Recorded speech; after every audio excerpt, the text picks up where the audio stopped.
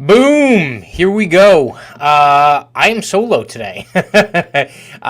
For anyone who is wondering, my co-host Precious, my usual partner in crime, is down dealing with all of the fun stuff that is going on in Texas right now, and so she's taking another week to kind of get things righted and back to normal.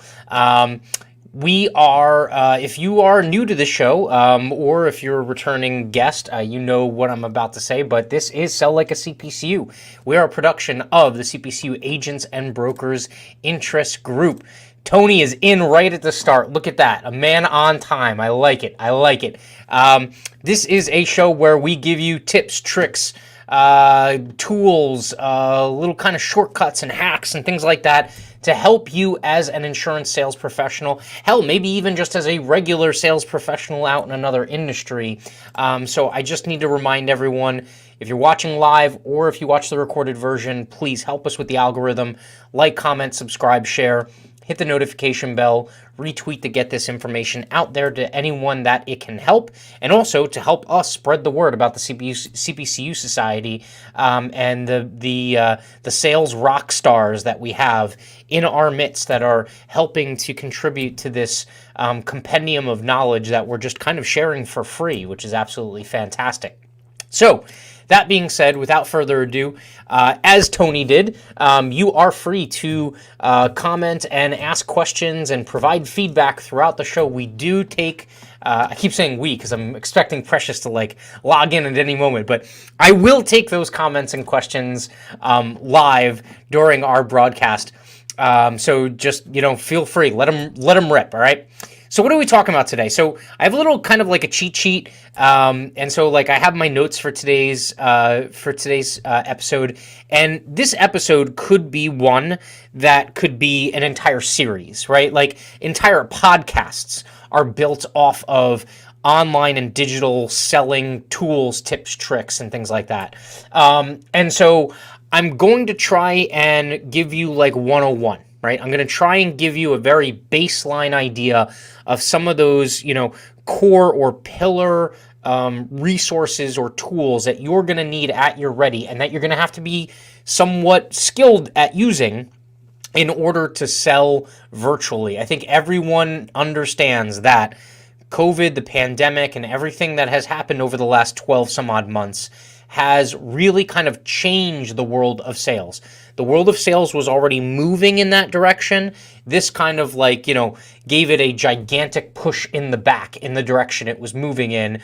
And I think some people have been left behind. I think there were a lot of people that were first movers, first adopters that picked up on this stuff early on, and they did a fantastic job of just kind of transitioning to, the quote unquote new normal of sales in this environment. I think there are also a lot of other folks that, they had a very old school approach to the way that they would sell, and they were caught by surprise. Some of them had some sales in the hopper that they were able to kind of sustain themselves with for 12 months.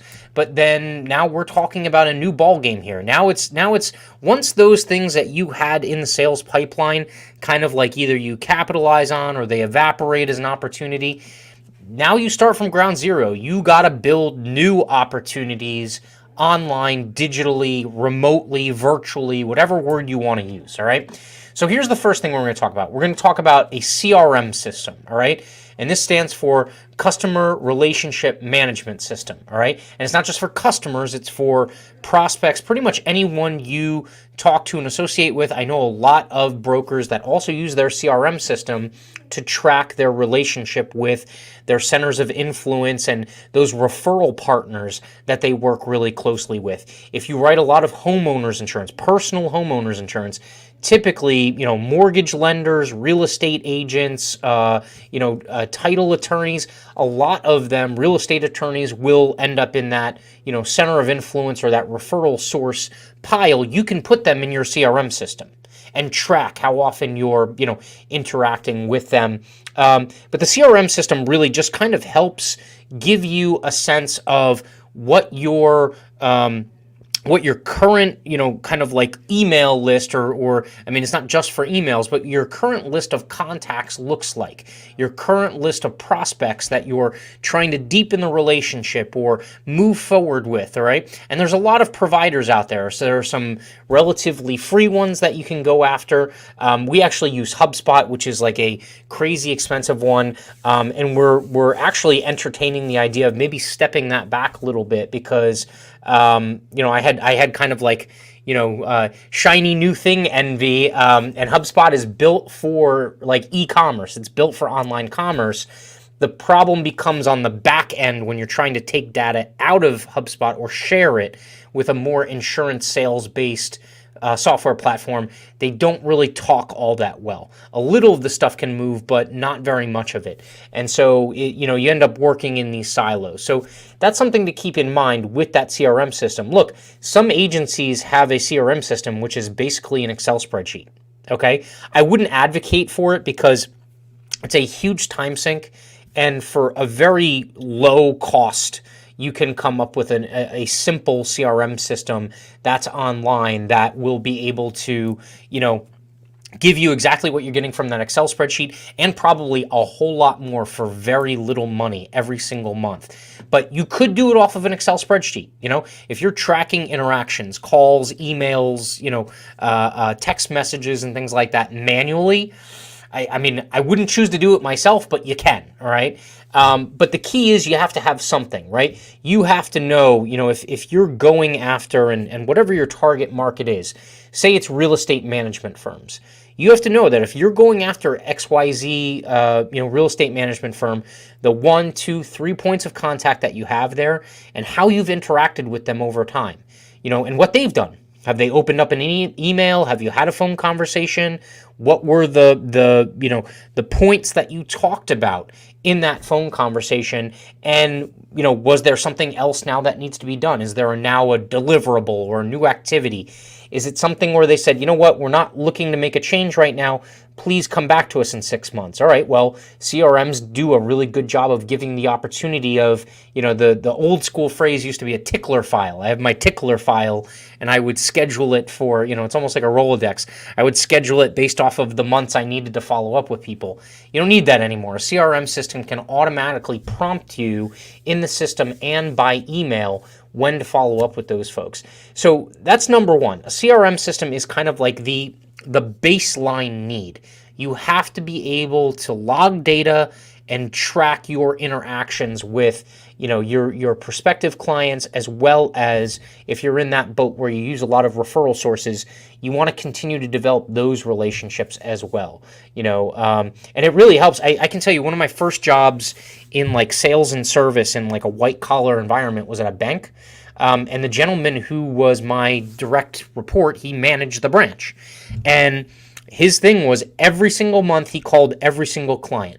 And every single month he called every single prospect in his tickler file, unless they had specifically told him, call me in 2 months or 3 months or 4 months. But he would call every single one of the clients every single month. Like, it was insane. Like, he was on the phone all day long. But you know what? It worked because we had really high retention, and those clients, he was able to cross-sell them or round them out really easily. And then the prospects also he was very effective at getting them to come over because, how many times have you like been approached by someone who's trying to sell you something, and that first interaction they try and close you, and you don't buy, and you kind of push it off, and you give them those kind of like deflecting answers and stuff, and then they never even contact you again, right? Like, well, how much interest does that really show on their part? It doesn't. It's something where they were going for the easy score. You didn't give them what they were looking for, and then they moved on. So that is something to remember. That CRM system can systematically remind you and keep track of those things. And it can also, when someone contacts you or reaches out and you're like, oh man, we haven't really interacted that much over the recent past, that gives you that opportunity to know, all right, we need some work here. We gotta up our game in terms of more contacts or more conversations, things like that. So CRM system's really important. And what's funny is like it seems so elementary to say, but really at the heart of it, a lot of this stuff is just, it comes down to what you can Google, right? Like, or your search engine of choice. Like if you're looking for a solution, you're going to find things that, can suit your needs. So if I just look up like CRM system, cheap or something, or cost effective, right? Like you're going to find all of these blogs and things like that talk about free CRM systems, cheap CRM systems, and then what will happen after that, you'll probably also get some, Google AdWords, advertisements of CRM systems that are trying to, get your business, right? So here, Zapier is actually an interesting one. So anyone who doesn't know what Zapier is, it's kind of a resource that goes between software programs. So if you have data in one and data in another, sometimes Zapier can bridge that gap, right? So what are they saying as far as best free CRM software? Well, they're talking about EngageBay, Bitrix24, Zoho, HubSpot has a free introductory version. A lot of these have a free introductory version. Capsule, Agile, Streak, Freshworks. There's also a ton of them that are geared towards the insurance world that you can go after. Active Campaign is one. A lot of them offer some automation too with it, so that's something to remember. But again, you need something that is at least a baseline to be able to work with, because that's going to be the foundation that then you track and build your sales endeavors, whether it's campaigns or whatnot. Let's see. Matt, you should do an episode on using Zapier. That's a good point. So I kind of have a love-hate relationship with Zapier. So Zapier is really good when the programs are really well integrated with Zapier. When they're not really well integrated with Zapier, then it becomes either unfulfilling, or sometimes it can even be frustrating, because those bridges, like the bridge can break, right?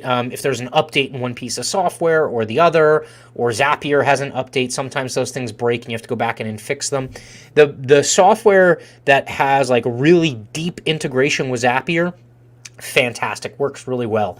But so like, for instance, I had an issue with part of our workflow is like in HubSpot, when I move a client or a prospect from one of those prospect levels to now they're listed as a customer or as a client, it triggers an automated process that goes to QuickBooks and takes their basic contact information and creates a client record in QuickBooks. Well, it worked for like the first week, and then the second week it was broken. I had to keep fixing it. Now it doesn't really work well at all. Zapier is one of those things, though, that if you do work with, I think certain CRMs work better than others. So HubSpot is spotty, okay, to be redundant in my verbiage, but I think Zoho works really well with HubSpot.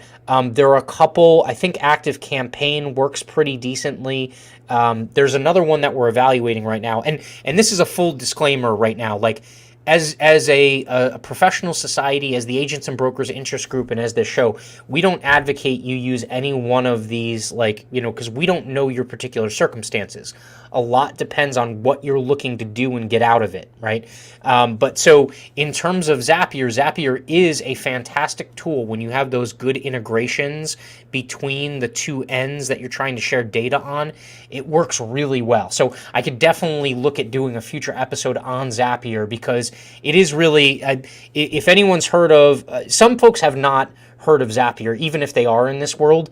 The other one that you may have heard of is If This Then That, Ifttt, or sometimes ifttt.com. It's another one where it basically takes a trigger in one piece of software and it does something else in another piece of software. Either shares data or triggers a new workflow. A lot of people use If This Then That for home automation. So they use home automation as in, if the Ring doorbell does something, then turn on the outside lights or something, right? Like, so you can actually use that as a go-between as well. So yeah, we could definitely use, do an episode on that in the future. Like I said, this could be in fact, there are entire podcasts dedicated towards this types of technology and whatnot. All right, so that's the CRM system. Email marketing. Email marketing still works. I'm going to say it again. Email marketing still works. And we're not talking about just one-on-one development emails. Those are typically the more effective ones when you're working with someone who knows you or you've had an entree to, right? But email marketing also works to help cultivate new potential clients or new prospects that you've never interacted with before, all right? There are a ton of low-cost, high-value providers that are out there.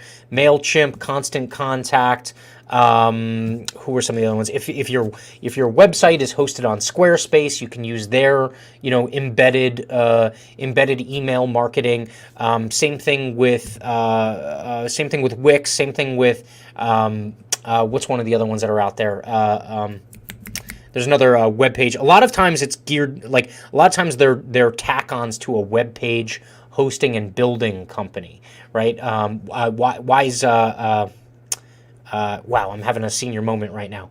But so anyway, so there are a ton of them out there that you can use and use effectively, right? The key is finding ways to get people's email addresses to build your email list, and then segmenting the list. That's really important.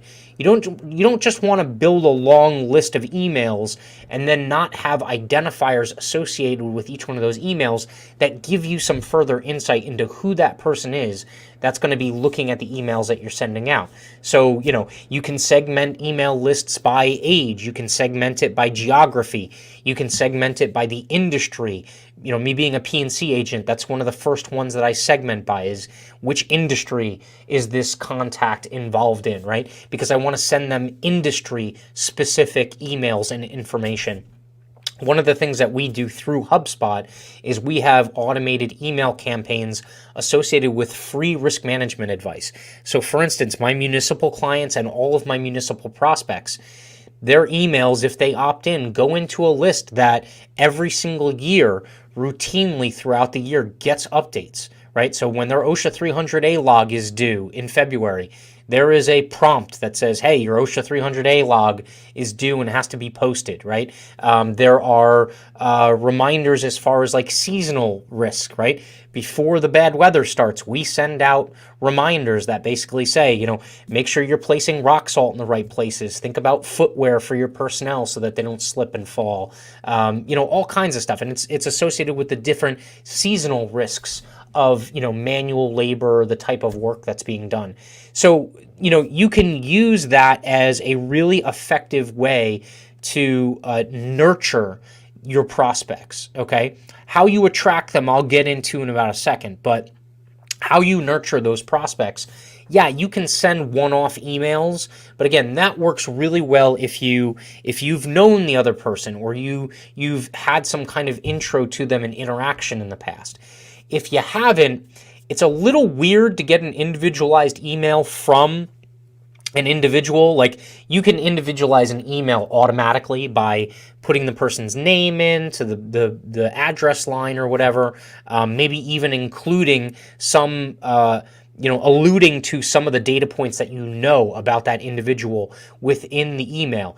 You have to be careful, because if you do it too much or if it's too blatant, you come off as stalkery and they're going to unsubscribe from your email chain. What I have had success on is I have some like giveaways and stuff like that, some downloads on my website.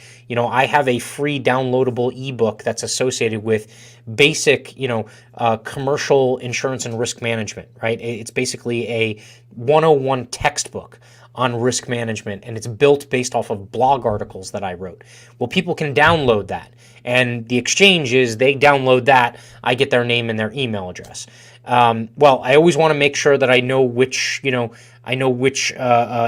that they're in and things like that. So, sometimes I'll ask them to put their industry in as well. But some of the things are also a little bit more kind of granular, where I have, say, like HR risk management posts. Some of them are quizzes that have you answer questions about how well your HR risk management program is.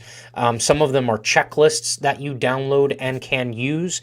And sometimes when I get an alert through the system that someone has downloaded the checklist, or they answered the survey questions or the quiz and they got a bad result or something like that, I actually will send them an individualized email that says, hey, so-and-so, I saw you took our quiz. Thank you very much for, taking part in our content and engaging. We hope you got something out of it. I saw that there was, maybe a couple of potential issues. Is there anything I can help with? If there is, click this link to schedule, a 15-minute meeting with me, a virtual meeting. And so that you can automate that process, and that can become automated, or you can do it one-on-one. And I can tell you that the key here is using this technology and these tools should be used to the end of decreasing the friction between being able to communicate with your desired prospects. Okay. But at some point you get to actually interact with them. And the key should be getting to that point. And once you get to that point, already having a rapport built up. Already, they already get a sense that you're authoritative and you know the information and that you're a professional. They might even, I have an automation on my system that kind of like introduces my new prospects and clients to me, and it includes some personal, little information about myself, my hobbies and things like that. That is a good way of building rapport, but ultimately the technology is supposed to ease and shrink the amount of time, effort, and resources in order to get to that, selling conversation, or at the very least the get to know you conversation that you can then, pitch what your solutions are that you can offer. Matt's collection of O'Shea fails free ebook when they sign up. Yeah, I've halfway thought about also. I think Tony meant OSHA. Yeah. I've been thinking about, so on one of the other channels, we've done a OSHA fails video, like a live cast. And I've been thinking about, something along that line, like not like a gag one, but, something that's tongue in cheek that has some comedy associated with it. But so email marketing is really important. You can, and even if you run some like advertising campaigns or some basic posts that collect someone's email address, the goal being that you want to move them down the path, right? You want to get them closer to having that in-person, sales conversation or consultation, right? So that's always going to be the key. Email marketing is key, and having an email marketing platform is very helpful because it comes with templates. It's usually going to be a little bit more graphically pleasing. If I can pull up, let me just try and pull up an example of something that we kind of put out here at Treadstone to kind of show you what's going out to our client base.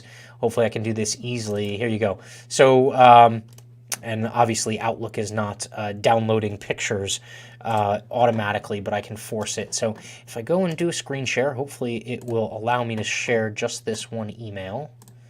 Boop, boop, boop, boop, boop. Here we go. All right, really simple. This isn't like a ridiculously graphic or anything like that kind of email template. It's extremely simple. It's customized, right? Has my name on the address line. It basically, is reminding me that the OSHA required hazardous communication update on the global harmonization system is due. Most of the people that will receive this know those anagrams. And so we get really, I think this is common knowledge, we get very kind of like nerdy and highbrow in the insurance industry with our, our anagrams and our short form words for things and our different words for things. Sometimes you want to stay away from that because you don't want to assume that those people know what these anagrams are. The people that are receiving these are mostly DPW directors, risk managers, maintenance supervisors and things like that. They know what OSHA stands for and HAZCOM and GHS. So that's something to remember. But here's the other thing. If you're sending something like this out, email marketing 101, you should always have at least either an action item or, in this case, because it's more of just like a precursor to another thing that I send out after, it should at least give you some resources, right?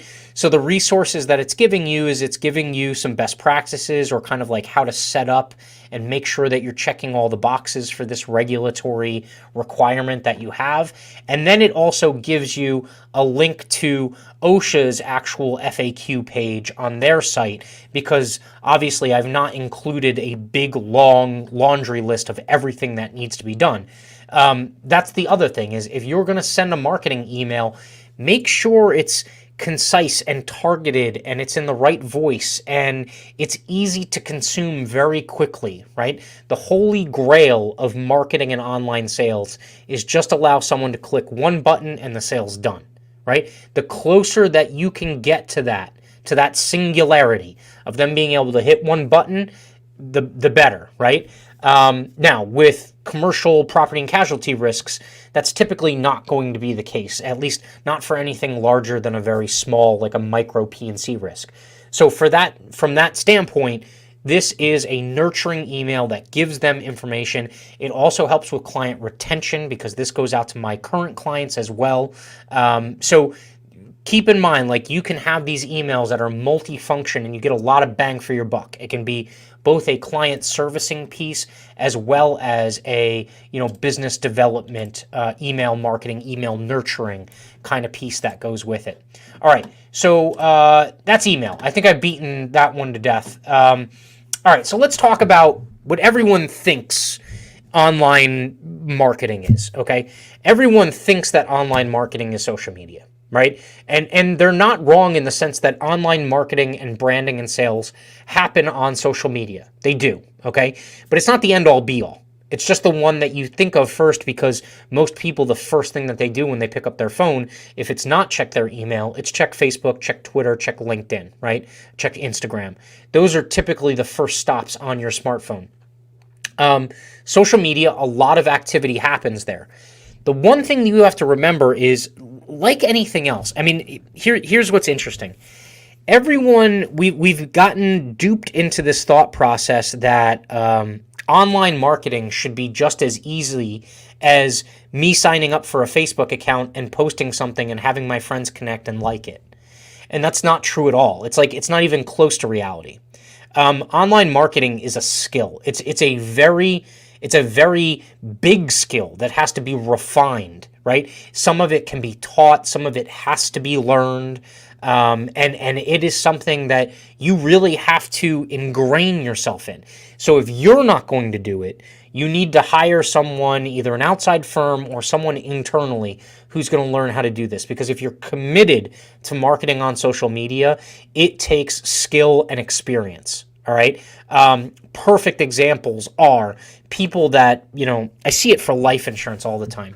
life insurance agents that get on their personal Facebook page. First of all, they haven't set up their personal Facebook page to make them look like a salesperson. So it's, them ripping a beer bong in college from 10 years ago, as their profile picture. And then, some other craziness and political rants and all this other stuff, and they're using their Facebook profile to sell from. So that's the first problem. The second problem is they put up a post that's something like, hey, it would suck if you died without life insurance, or it would suck for your family if you died without life insurance. And then crickets. No one likes it. No one shares it, anything like that.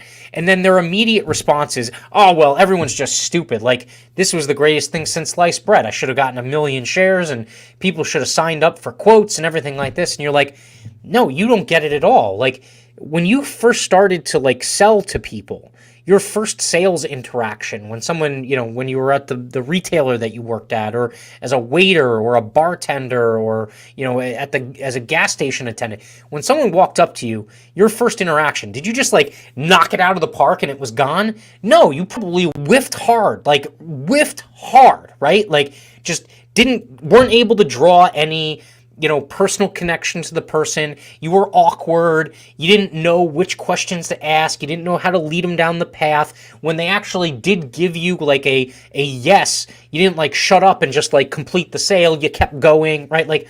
All of this stuff is learned behavior or learned skill set when it comes to selling in person. There is a skill set, but it's completely different on social media.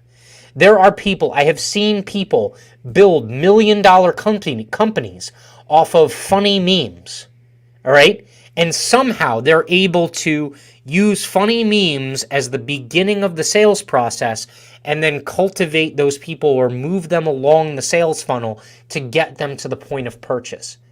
But do not condescend to think that you can put up one post and expect to sell millions of dollars in product or services. It's just not going to happen, okay?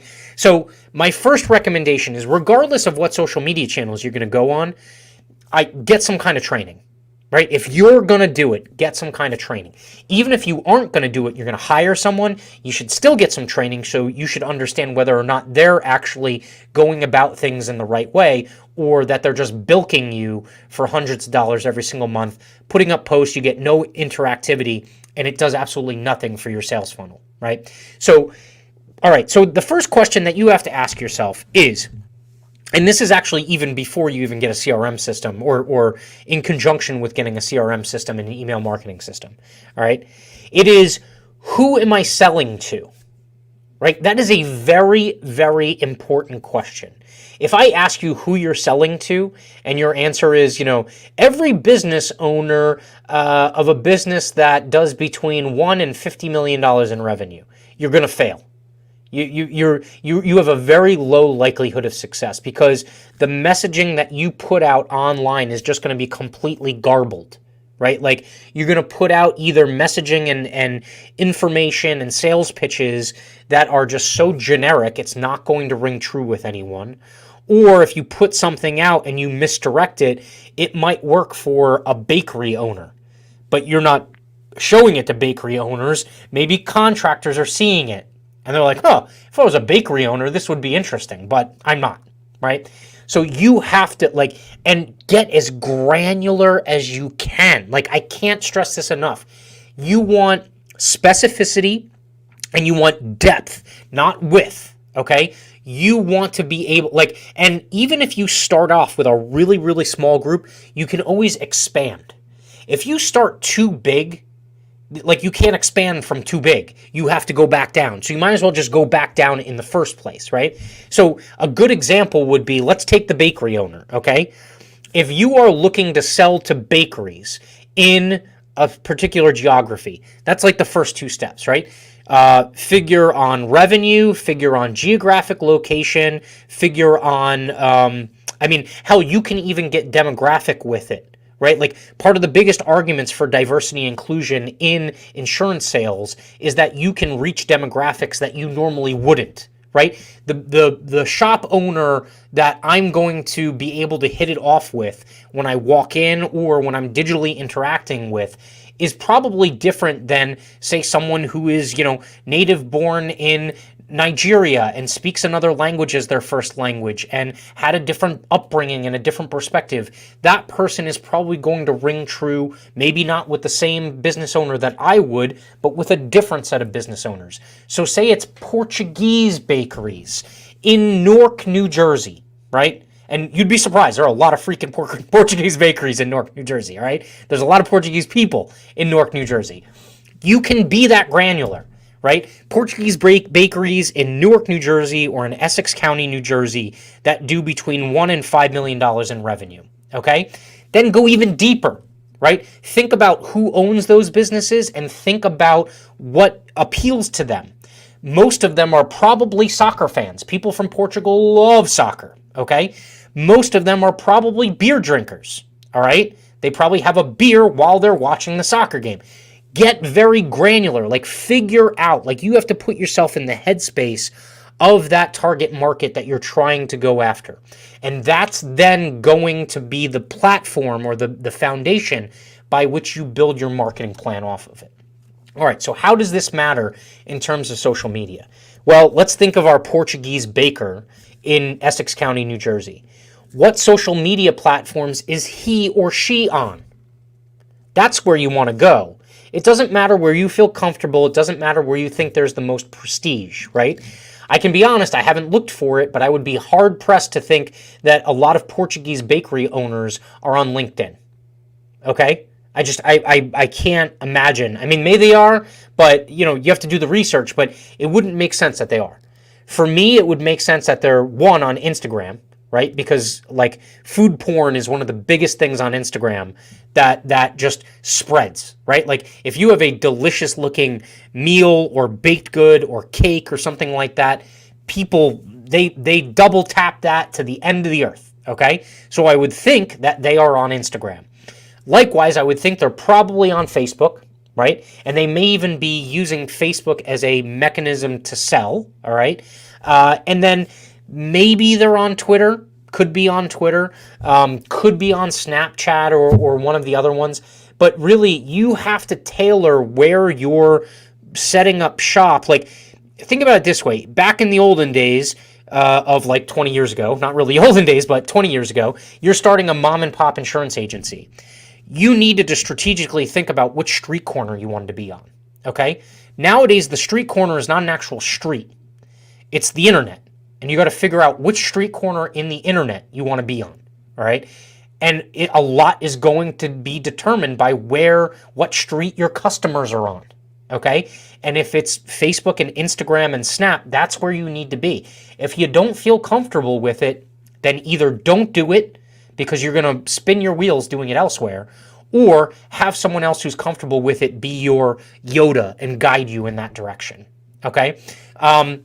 There are some best practices with these different platforms. Again, I could do an entire series on these. One of the things that we talked about in a very recent episode of this show was Facebook groups or just social media groups in general. Groups are a fantastic way to build a captive audience of clients and prospects. And what's beautiful is if you have both clients and prospects in the same group, the clients are actually going to work to help convert the prospects for you, in a lot of cases unknowingly, all right? Facebook groups are extremely powerful. The trade-off is it takes a lot of work, time, energy, and sometimes money to get people into a Facebook group, right? And to keep that Facebook group active and engaging. Tony said, I can do an entire series. I will do an entire series. Look, it's probably going to get to that, Tony. I mean, we will probably have to do a deep dive. We will do a deep dive on a lot of these things, which is kind of why we did that Facebook group episode. So once you're done watching this, if you haven't seen it, I will go back and look at that social selling, the Facebook group selling episode that we did. But yeah, so Facebook groups are fantastic. LinkedIn groups, I mean, I've seen some of them work, but you got to remember that LinkedIn is, again, its roots are in finding people jobs, right? Either finding, matching recruiters with people looking for jobs. That's the baseline reason why LinkedIn existed in the first place. When it came to like groups, they didn't do a really good job in the beginning. It worked for a little while, and I'm still, apparently they were trying to work on it, and it still hasn't rolled out in a new way. And I don't think it's that effective in terms of getting the same interactivity. But then again, say you have, like, I have seen them work. There are some that work right now. There are some white collar groups on LinkedIn that are extremely active. They share a lot of like thought leadership material and stuff like that. So I'm not saying that it won't work at all, but what I'm saying is you gotta be selective about it. But Facebook groups work fantastically. Look, I know of a lot of other people that are going on Clubhouse now. I think Tony did a live maybe last night or the night before with Deidre Wright. Clubhouse is becoming a new way to attract and brand and market yourself while giving away, free information, which is I'm a big proponent of. All right. But, groups in general, whenever you can get a bunch of people digitally in the same space, that's fantastic. I'm not going to get political, but on the heels of some of the censorship that happened with respect to like Twitter and stuff like that, a lot of people that were influencers online, they've gone to places like Locals or Minds that give them the ability to have now kind of like a entry-level free membership to follow their stuff, and then a paid version where you get more access and more information and things like that. That's also something that you can look at. Keep in mind, when it comes to insurance sales, you're typically not going to want your sale to be them following you. You want them to be able to follow you as easy as possible because your sale is a product or service on the tail end of that, right? So keep in mind that needs to be, unless you want to become an influencer in the insurance space, and that's going to be your business model. If your intent is to be an insurance agent, broker, risk manager, you got to remember, you got to make it as easy as possible for them to follow and interact with you, and then that sales process needs to be down the road. I can talk about some other like pros and cons. Obviously, LinkedIn, be extremely professional. Facebook, if you're going to use it to sell, okay, with extreme exceptions. I've seen some knuckleheads brand themselves as knuckleheads on Facebook and sell. All right. A lot of times it's t-shirts and hats and merch and stuff like that. But I have seen people do crazy things on Facebook to brand themselves and sell. As an insurance agent or broker, I can tell you the vast majority of the trainings I've been through, they say, look, the first thing you need to do is either create a parallel page or profile that is you in your professional capacity, or take the page that you have now and make it professional. Okay, it doesn't mean that you can't be yourself, but it means that there are certain do's and don'ts. Do not go on, profanity-laden political rants on your personal Facebook page and expect that to then not expect it to affect your sales down the line. Okay, or if that's who you're trying to attract, sure, go ahead. Like there are people that do that. Right? But remember, the question always becomes what's my prospective customer? What appeals to them? What are they into? And how do I track their attention and get to interact with them? Okay? A lot of times it's going to mean that you have to take a measured approach and, for lack of a better word, sanitize your profile so, you in Cancun in 1997 doesn't appear when someone is looking for information on you and wondering whether or not they should buy that cyber liability policy. All right, so again, there's a ton of other platforms. YouTube and podcasts. Here's a big one. This is very labor intensive, okay? Facebook groups and LinkedIn groups are going to be extremely labor intensive. You can have some immediate success by doing some social media ads, which a lot of the trainings I've been through that teach you to be kind of like a mastermind. The social media ads, there's like different levels, right? And you can have success at different levels. So some of the easiest ones are like giveaways, right? Or drawings. So you can actually do a Facebook ad to get people to get free entries into a drawing and then contact them and say, for 10 additional entries, would you like a quote right? They can't be required to buy, but you can get a quote, right? That is really good, works really well with personal auto and homeowners insurance, okay? And you could do a drawing, and that's like an entry-level ad. There are other higher-level ads that will get people into your Facebook group or get people into a workflow that results in you giving them a, risk management profile or financial planning session that gives them a full plan, okay? So there's different levels of success there. When you get on, say, like YouTube, or you start a podcast or something like that, a lot of that is not sales, right? At the very least, not at first. You have to develop a following with that. That is more branding. That's branding, right? That's establishing you as a thought leader. That's bringing value to people that follow you. And that's kind of building a brand around you. Right, so you can think of Facebook sales as and Facebook ads as like individual sales. YouTube, podcast, that has to do with, again, that's more breadth, right? That's trying to reach more people. That's trying to develop a brand around your name or your business's name and associate it with something.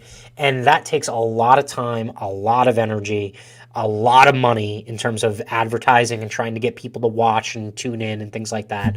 And if you're going to go that route, know that you're not going to get immediate results, right? So like anyone March of 2020 who thought that they were going to start up a YouTube channel and just replace, their centers of influence and their referral partners in real life with this YouTube channel, they were gravely mistaken. It did not work that way, right? You had to be cultivating that brand over time for a long time. You can then leverage that into sales, right? You see it with gamers all the time on YouTube. They develop a large following and then they open a merch store. They open a, pay-for-play server that you can go play with them. Like, that is a way that they're able to develop a following and then monetize it. You're not going to be able to monetize it. Like, that first person that subscribes to your channel, one is probably going to be you. The second person is probably going to be like your mom or your spouse or something like that if they don't mind hearing you yap all the time. And the third person that signs on, who's some rando or someone that you don't know online, you're probably not going to monetize them following you. You're just not. When they subscribe, they're subscribing because they're like, all right, here's a newbie, let's see what they do, right? It takes time.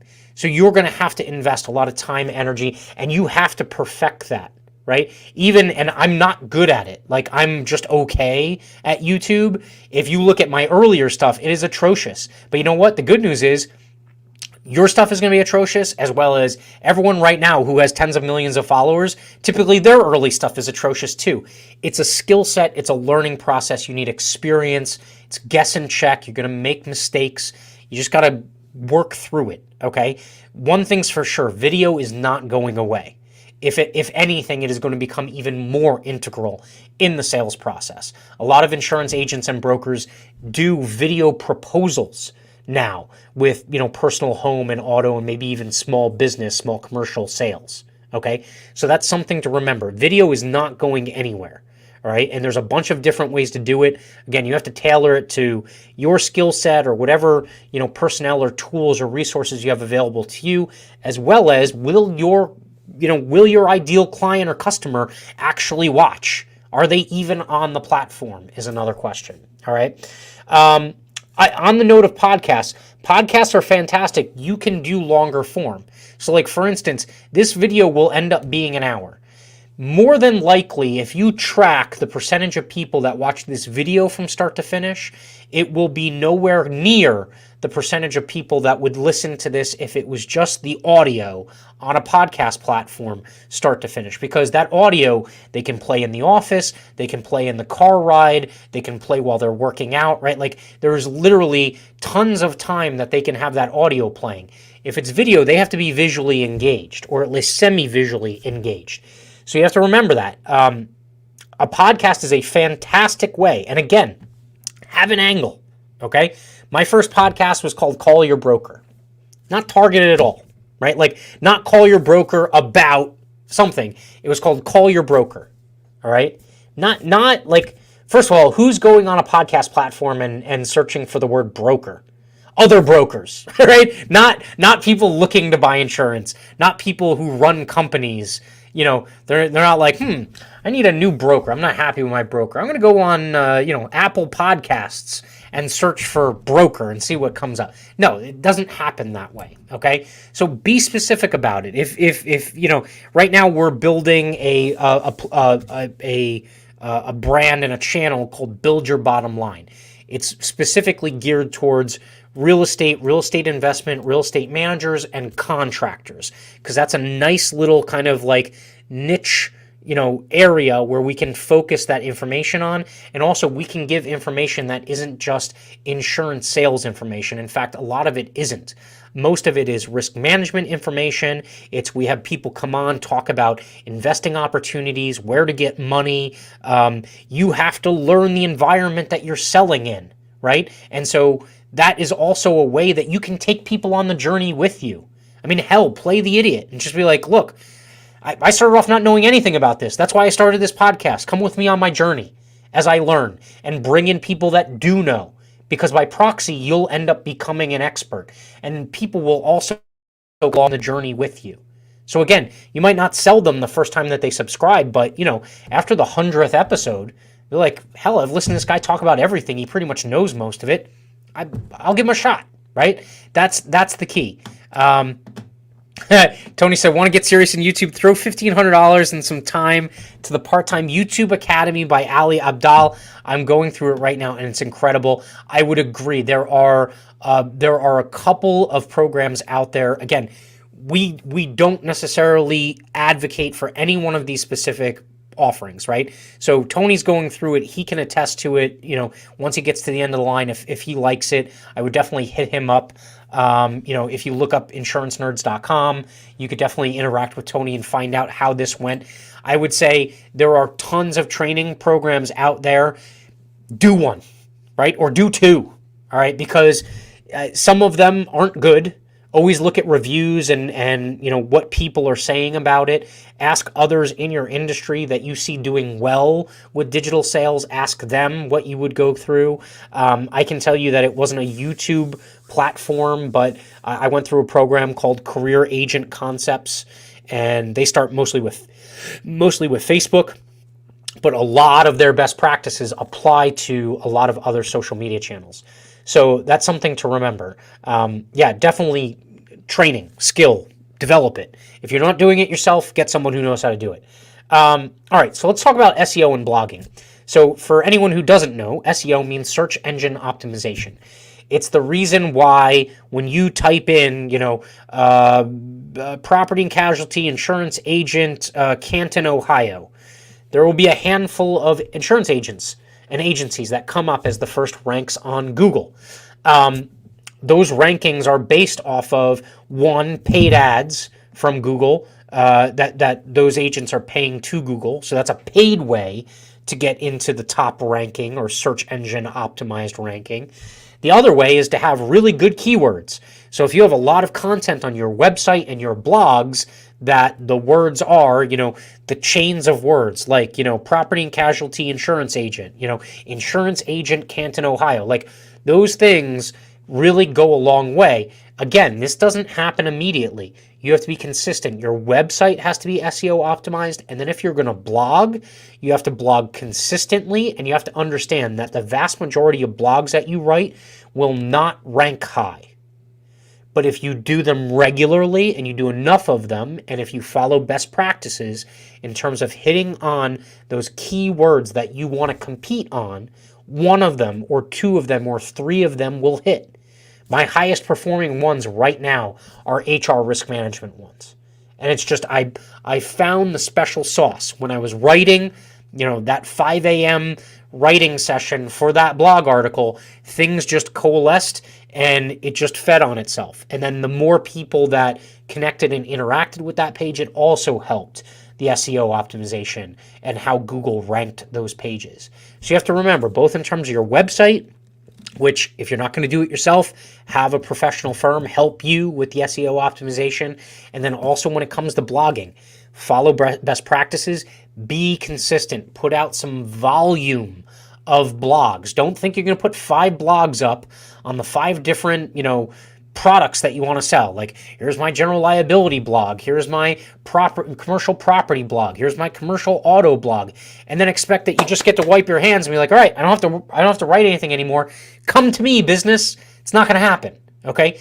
You need to write some general blog articles about those things, and then you need to write some specific ones, like painfully specific, right? Like best commercial auto liability insurance in Canton, Ohio, right? Like it needs to be a long chain phrase or title with those keywords mimicked throughout, and it has to be specific, because when people go to look on Google, they will look for sometimes very general terms, and then sometimes they will look for extremely specific terms. You want to hit both of those, all right? So something to remember. I'm not going to get too much into social media advertising and AdWords. I talked about it a little bit. Just know you can blow through a lot of money and get no return on it if you don't know what you're doing. Okay? So, which means, again, get training, get experience before you do it, and then make small mistakes at the beginning, right? Like your daily spend on your Facebook ads, spend $5, whatever the minimum is, spend $5, see if it's working. A/B test it. So whatever ad you think is going to knock it out of the park day one, all right? Don't put all your eggs in one basket.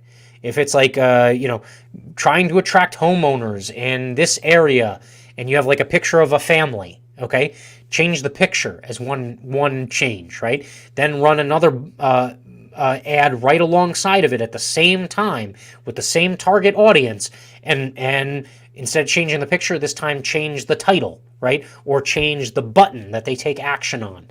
Okay, have 3 or 4 different versions, run them all $5 a day, and then whichever one has the best conversion ratio when you're looking at the Facebook analytics, at the ads analytics, that's the one that you juice, right? So if one's converting like, at, 1 per every 10 people that look at it, and that's the best one of the 4 or 5 iterations that you ran, jack that one up to $20 a day.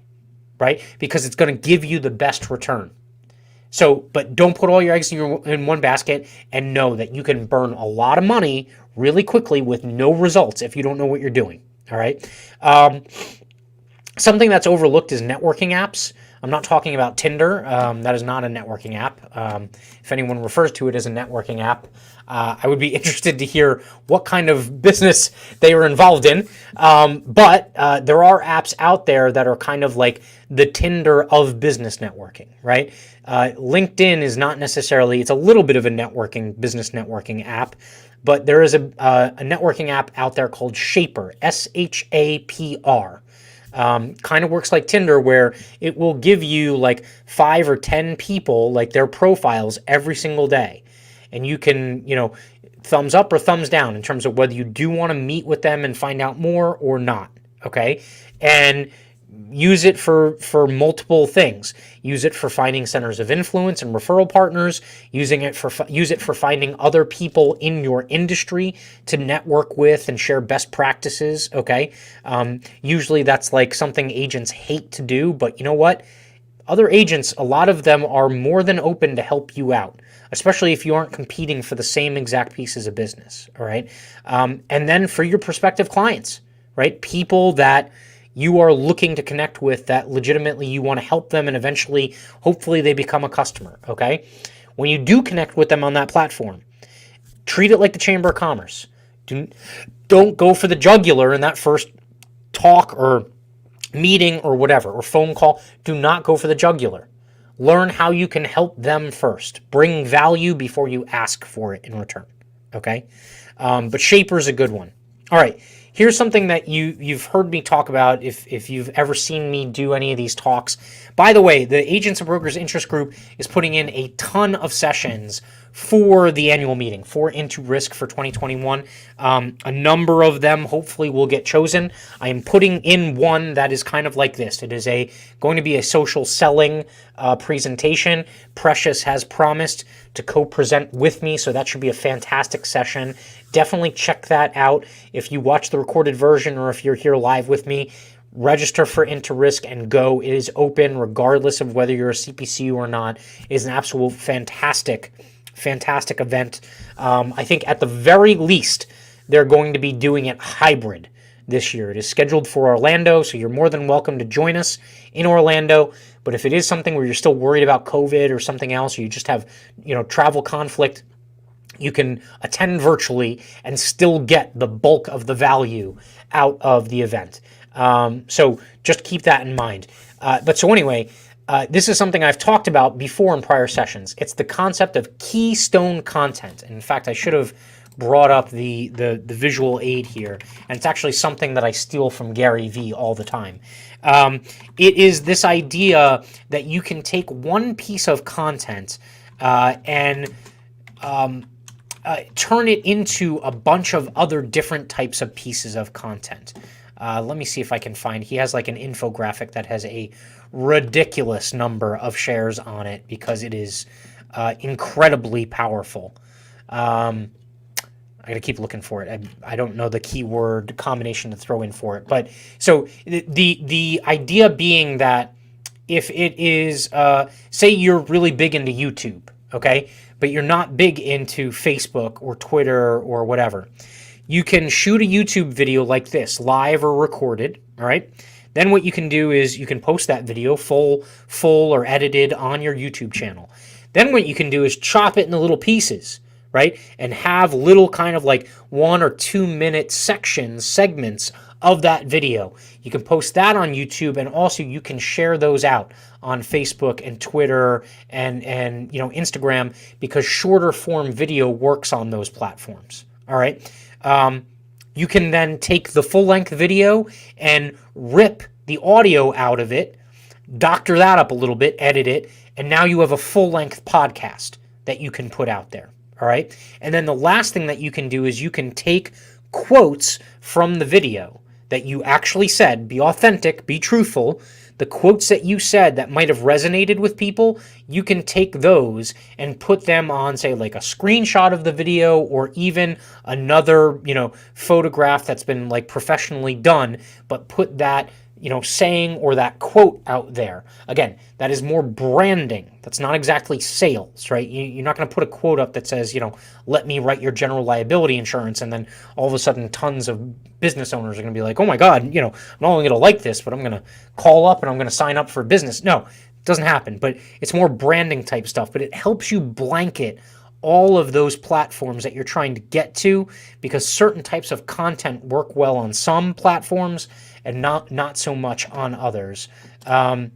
This is actually one that this infographic was, I don't think it's the original. Garyvee like recycles and updates his stuff pretty often. But so this is basically something that he worked up. So if you see this, I believe this was a blog post that he did, the Garyvee content model, right? So document, right? Either document in the form of video or a recorded audio, or write a book, right? And then you use that to do some creative stuff off of it. You can take the audio and cut that down into little segments. Again, you can take that video and cut it down or augment it, or you can even take, say you do a regular show like this, you can take snippets from each episode and put those together if they have a common theme or if they have a story to tell.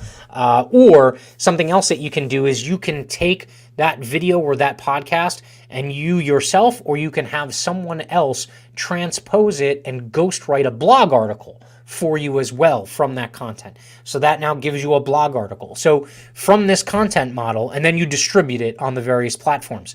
So on this content model, you could have, a couple dozen videos. You can have one full-length podcast, a full-length blog article, some quote slides, all from one piece of content, which I will implore you, if you're going to do that, then make sure that that one piece of content is good, right? Like, make sure that it's of quality so that when you chop it up, the smaller pieces are also of quality, all right? And that's the one recommendation that I will probably close here on is, just like that person that puts that post out on Facebook and thinks that it's automatically going to be, the greatest thing since sliced bread and they're going to make millions of dollars off of it, chances are it's probably not a very high quality piece of content that's being put out.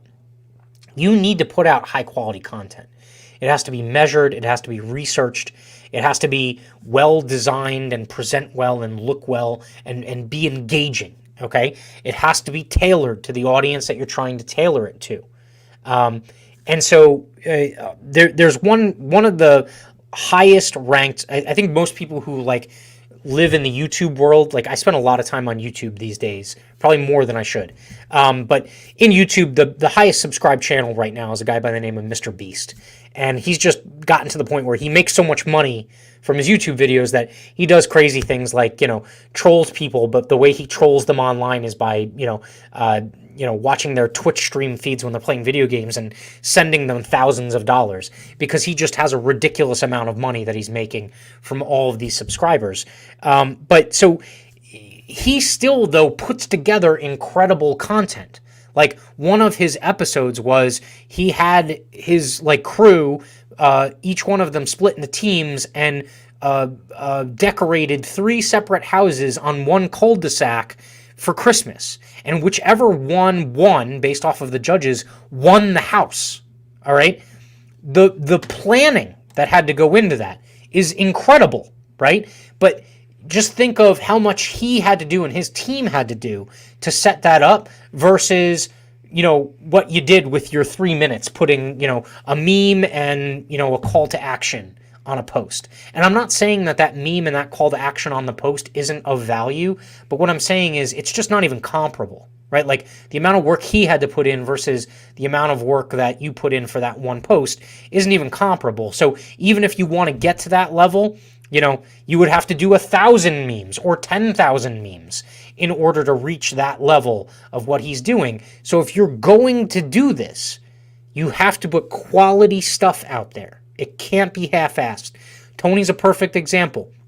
Tony is constantly updating his technology, his presentations. If you look at Tony, if you're still watching, your videos that you used to do were fantastic. Now they're like next level, right? Like the name ID card, the flashes of the key points that you're trying to talk about and things like that are all like next level. You're adding to it. The framing, like if you look at my video right now, my video it's all right in terms of like my face, but back here, like the classic like livecaster or YouTuber has a higher resolution camera and one that has a lens that will like fog out the background behind me and have more of a halo effect on my face. That's something I need to work on, right? I also don't have any audio mixing technology that I'm using right now, which is atrocious. But that being said, it is an easy fix that I need to take that step on. But you have to incrementally get better and better. Your content has to get better, both in terms of what content you're bringing to the table, as well as how you're framing it and dolling it up and packaging it, and then also how you're distributing it. So that's something to remember. This is not something you're going to be an expert at overnight. No one is. It is a process, The last anecdote I'll leave you all with is Mark Rober. Mark Rober is a former NASA scientist, an engineer. He helped build the Mars rover, and he still does consulting and things like that, I think for Tesla and a couple of other aerospace companies. But his YouTube is also one of the most highly subscribed channels that's out there. And he does one video a month. But in classic engineer form, he takes the one thing that he does and just over-engineers the crap out of it. So if anyone has ever seen the video of the theft deterrence mechanism that he builds for people that steal Amazon packages, and the spinning thing of glitter and the GPS tracking and the camera phones that record you to the cloud and the stinky spray that comes out of it, he does one of those videos a month, and it takes tons of planning, tons of money to set it up. Obviously, he's having to engineer and build all of the stuff. So you have to remember, he's putting together insanely engaging content, and that's how he's gotten to that point. You're probably never going to get to that point because your day job is as an insurance salesperson. But what you do have to do is embody what those people are embodying. That, trial and error, experimentation, constantly getting better, and always asking yourself, what do my customers or my clients or my prospects need or want? What do they want to see? What can help them? How can I bring value to them? right? It's not about bringing value to you. It's about bringing value to them.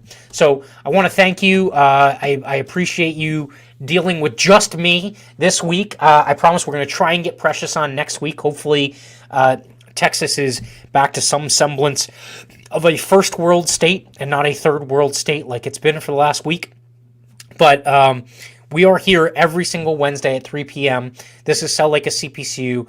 I appreciate everyone, your time, the likes and everything like that. If you're watching on the record after this is said and done, please like, comment, subscribe, and share. Hit the notification bell and retweet this out there. Get it out to whoever can use it. And that is it. We're done. And hopefully I will have a co-host next week. So I appreciate it. We're live with How to CPCU at 5:30. We have a fantastic guest who's going to talk about career progression in the insurance industry. Awesome guest and a very important topic. So definitely don't miss that at 5:30 Eastern. And in respect and homage to Tony, and also in respect and homage to Ryan Hanley and a couple of others that use this technique, Matthew Struck out.